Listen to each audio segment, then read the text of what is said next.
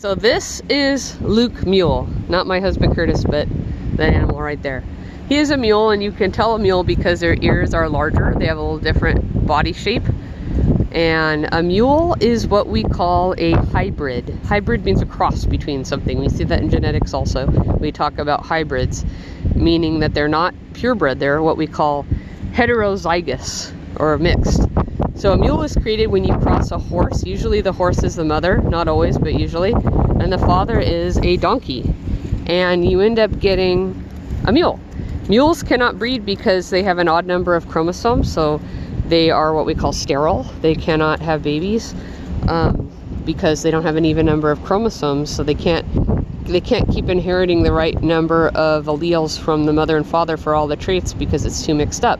So there are some organisms that are sterile, like ligers, the cross between the lion and the tiger, same thing. So he is a mule, and you can see the cross between the donkey and the horse in him. So donkeys are shorter. He's very tall, so he was probably bred with a tall horse. And he has this stripe here that is characteristic of the donkey, and it goes down his back. That's called a dorsal stripe because the back side of an animal is called its dorsal side. The belly is the ventral. So he looks kind of like a donkey in his coat, but he's brown like the mother. Probably got that from the mother horse. He doesn't look gray like the father donkey would have looked.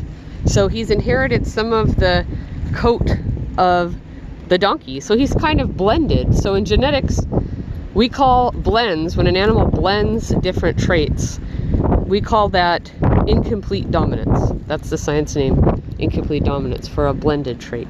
So he would be an example of a coat that has incomplete dominance, a mix between the horse and the donkey.